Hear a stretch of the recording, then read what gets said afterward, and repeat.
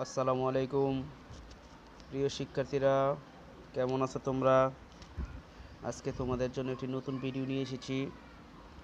এটি যারা এবার এসএসসি পরীক্ষা 2025-এ অংশগ্রহণ করবে তাদের জন্য একটি সুখবর।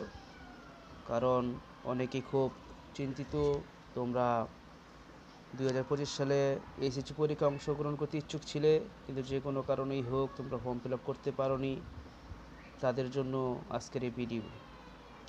কারণ তোমরা হয়তো জানো যে ঢাকা এডুকেশন বোর্ডের পরীক্ষার যেই রুটিন সেটি পাবলিশ করেছে, কিন্তু এর মধ্যেই আবার ফর্ম ফিল আপেরও তারা সুযোগ দিয়েছে। তাদের ওয়েবসাইটটি এখনও খোলা আছে। তোমরা যদি কেউ এখনও ফর্ম ফিল আপ করে না থাকো কিন্তু ফর্ম ফিল আপ করতে ইচ্ছুক, তারা ফর্ম ফিল আপ করতে পারো কলেজে যোগাযোগ করে। এটি তোমাদেরকে এখন আমরা দেখাচ্ছি। এটি তোমরা দেখতে পারবে না, কারণ এটি কলেজের ওয়েবসাইট, কলেজের লগইন পাসওয়ার্ড দিয়ে ঢুকতে হয়।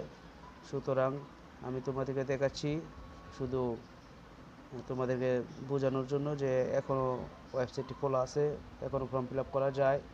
এই যে ইএফএফ মানে ই ফর্ম ফিল আপ 2025, এখানে দেখো যারা ফর্ম ফিল আপ করেছে তাদের ফাইনাল সাবমিটেড লেখা আছে, আর যারা এখনও ফর্ম ফিল আপ করেনি তাদের এখানে অ্যাকশন, অ্যাকশন লেখাটি আছে। এখন অ্যাকশনে গিয়ে কমপ্লিট দিলেই ফর্ম ফিল আপটি কমপ্লিট হয়ে যাবে। ফর্ম ফিল আপ কমপ্লিট হওয়ার পরে জাস্ট সোনালী সেবা করলেই তোমার ফর্ম ফিল আপ কমপ্লিট, তোমার অ্যাডমিট কার্ড আসবে। সুতরাং তোমরা এখনও যারা ফর্ম ফিল আপ করতে ইচ্ছুক তারা ফর্ম ফিল আপের জন্য কলেজে যোগাযোগ করে ফর্ম ফিল আপ করো। তোমাদের জন্য রইল অনেক শুভকামনা।